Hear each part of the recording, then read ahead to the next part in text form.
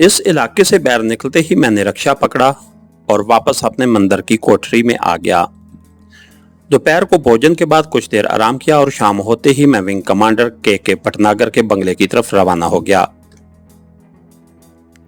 Air force colony से कुछ ही फासले पर मैंने रिक्शा छोड़ दिया। सूरज मगरबी पहाड़ियों की तरफ काफी झुक गया था और कॉलोनी के बंगलों पर फैली धूप का रंग सुनहरी हो रहा था। मैंने विंग कमांडर के भटनागर के बंगले के बाहर खड़े खड़े माता शेरावाली का जयकारा बुलाया तो अंदर से मिसेज भटनागर नंगे पांव भागती हुई बाहर निकल आई। उसके साथ उसकी जवान बेटी भी थी जिसने जीन्स पहन रखी थी और सर के बाल कटे हुए थे। जिस्म पर नीले रंग की हल्की सी जर्सी थी। वो मुझे अंदर ड्राइंग रूम में ले गई। मिसेज भटनागर की जवान बेटी का नाम बंतनी था। वो मेरी तरफ कुछ ज्यादा मुल्तफत नहीं थी। मॉडर्न ख्यालात की पढ़ी लिखी लड़की थी। इस किस्म के तोहमात पर शायद यकीन नहीं रखती थी। ड्राइंग रूम छोटा सा था मगर सलीके से सजाया गया था। मुझे बड़े एहतराम से सोफे पर बिठाया गया। मैं खामोशी से माला फेरने लगा। सादा तरी मेरे कदमों के पास कालीन पर बैठ गई। उसकी बेटी बंधन सामने वाले सोफे के पीछे खड़ी हो गई। मिसेस भटनागर यानी सावित्री ने उसकी तरफ देखकर कहा, मंडू से कहो भगत जी के लिए मिठाई लाए। बंधनी ने जरा सा नाक चढ़ाया और पर्दा उठाकर दूसरे कमरे में चली गई।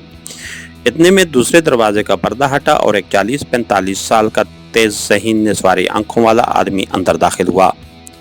उसने एक अंग्रेजी कुर्ता जामा पहन रखा था। माथे पर तलक था, कांधे पर कश्मीरी शाल थी। रंग सांवला और शाने चौड़े थे। सारा गंजा और कनपटियों पर मौजूद बालों में सफेदी आ रही थी। सावित्री उसे देखकर उठ खड़ी हुई। भटनागर जी, यही वो भगत हैं जिनके बारे में मैंने आपको बताया था। ये विंग कमांडर भटनागर था।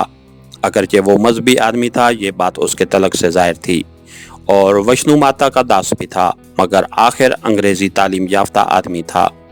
विंग कमांडर था। उसने कुछ ज्यादा अकीदत का इजहार न किया, बस यूं ही सरसरी तौर पर हाथ के इशारे से उसके नमस्कार का जवाब दिया और बोला, बेटे, तुम्हारे घर पर मंगल और सेंचर का असर हो गया है।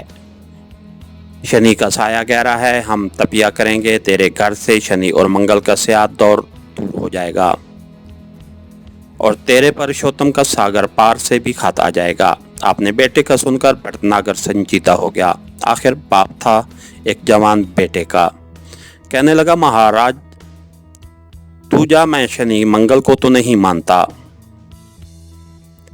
पर आप भले लोग हैं, भगत हैं, भगवान से हमारे लिए प्रार्थना करें। मैंने देखा कि उसकी बीवी सावित्री इशारों से उसे मना कर रही थी कि वो जबान से कोई ऐसा अल्फाज ना निकाले जिससे मेरी दिल आजारी हो।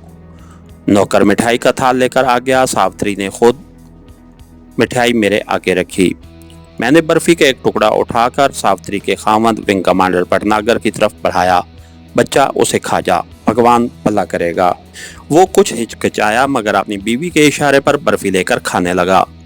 दूसरा टुकड़ा मैंने उसकी बेटी बंधनी को दिया। उसने दूर ही से हाथ हिलाकर कहा, नहीं नहीं महाराज, धन्यवाद, मैं मीठा नहीं खाती।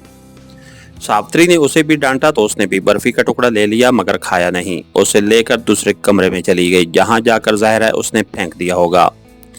विंग कमांडर भटनागर भी कुछ बेजार सा होकर उठा और बोला, सावित्री, मैं जरा सैर करने जा रहा हूँ। वो ड्राइंग रूम से निकल गया। मैं और सावित्री अकेले रह गए। मुझे विंग कमांडर भटनागर पर असर डालने की अशद जरूरत थी। सावित्री का मेरे कदमों में बिछ जाने से कोई फायदा नहीं था। बात विंग कमांडर को कायल करने की थी, मगर सबसे पहले मैं इस बात की तस्दीक करना चाहता था कि क्या यही वो विंग कमांडर भटनागर है जिसने मेरे साथी कमांडो को कैद में डाल रखा है। इस सिलसिले में मैं उसकी बीवी सावित्री मुझे किसी हद तक मालूमात बाहम पहुंचा सकती थी। सावित्री मेरे करीब कालीन पर बैठी थी। मैंने माला का जाप करते हुए उसके सर पर हाथ रखा तो उसने अपना उदास मगर बेहद दिलकश नर्मो नाजुक चेहरा उठाकर मेरी तरफ बड़ी आजिजी से देखा। मैंने कहा, सावित्री, तुम देवी हो। वैष्णो माता तुमसे बहुत खुश हैं, बहुत प्रसन्न हैं, पर तेरे पति देवी से कोई ऐसा पाप हो गया है कि जिससे शनि और मंगल देवता उसके घर से नाराज हो गए हैं। सावित्री ने हाथ जोड़कर कहा, महाराज, मेरे पति देव तो बड़े महान मर्श हैं, महान पुरुष हैं, रोज उठकर भगवान की मूर्ति के आगे माथा टेकते हैं, दान भी करते हैं, अपने कर्मचारियों से भी अच्छा सलूक करते हैं। मैंने आंखें बंद करके कहा, सावित्री, तेरे पति देव का मत्था देखकर मुझे ज्ञान हुआ है कि वो अपने दफ्तर में किसी फर्श पर जुल्म कर रहा है जिसका पाप तुम पर पड़ रहा है। सावित्री मेरे चेहरे पर नजरें जमाए किसी गहरी सोच में गुम थी। मैंने उसकी सोचों को मजीद आसान बनाने की कोशिश करते हुए कहा, मेरा ज्ञान मुझे बता रहा है कि तेरा पति किसी कैदी पर जुल्म कर रहा है। सावित्री फौरन बोली, महाराज, आप सचमुच दिलों के भेद जानते हैं। मेरे पति देव कल दफ्तर से घर आए तो उनकी वर्दी पर खून के छोटे छोटे धब्बे पड़े थे। मैंने पूछा तो उन्होंने एक पाकिस्तानी जासूस से पूछताछ करते हुए उन्होंने उसके माथे पर जोर से बैद मारा तो खून के छींटे वर्दी पर पड़ गए। परंतु महाराज, ये तो उनकी ड्यूटी होती है। मैंने सावित्री के सर पर एक बार फिर हाथ फेरते हुए कहा, पुत्री, चाहे ड्यूटी ही क्यों ना हो और चाहे वो शख्स कोई दुश्मन ही क्यों ना हो, पर भगवान के सामने सब इंसान बराबर हैं। तेरे पति ने एक जीव आत्मा पर जुल्म किया है, इसलिए मंगल और शनि तुमसे नाराज हैं। सावित्री ने मेरे पांव पकड़ लिए। महाराज, उन्हें मना कर दूंगी। मैंने फौरन सावित्री का हाथ पकड़कर कहा, अगर तुमने ये बात अपने पति देव को बता दी तो याद रख, मंगल और शनि तेरे घर को तबाह कर देंगे। तेरे बच्चे परशुतम को यमराज मार डालेगा और तेरी रसोली तेरे पेट में फट जाएगी। खबरदार, जो बातें मैंने तुमसे की हैं उनका जिक्र हरगिज किसी से न करना। हाँ, मैं मंगल और शनि को अपनी प्रार्थना और तपिया से खुद ही राजी कर दूंगा। मेरे हाथ को पकड़कर वादा करो कि तुम उसका जिक्र किसी से नहीं करोगी। सावित्री ने मेरा हाथ थामकर कपकपाते हुए होंठों से कहा, महाराज, मैं प्रतिज्ञा करती हूँ कि ये बात किसी को नहीं बताऊंगी।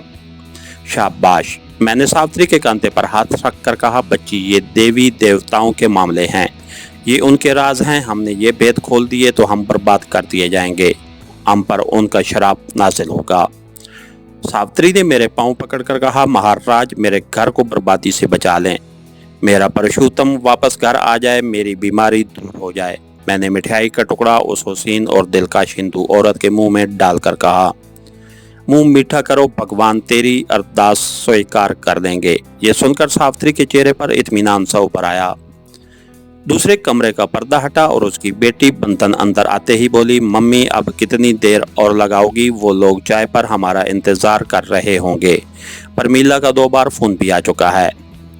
सावित्री ने अपनी बेटी की तरफ देखकर कहा, बंधनी, तुम मंडू के साथ चली जाओ, मैं तुम्हारे साथ नहीं जा सकती।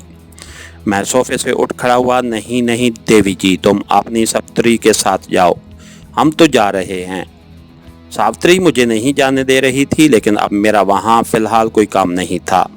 मैंने एक रोज़ बाद शाम को फिर आने का वादा किया और कहा, परसों शाम को आकर मैं वैष्णो माता की मूर्ति के आगे कीर्तन करूंगा, फिर सब कष्ट दूर हो जाएंगे, सब कष्ट दूर हो जाएंगे। इसके साथ ही हमारी आज के एपिसोड का इख्तिताम हुआ।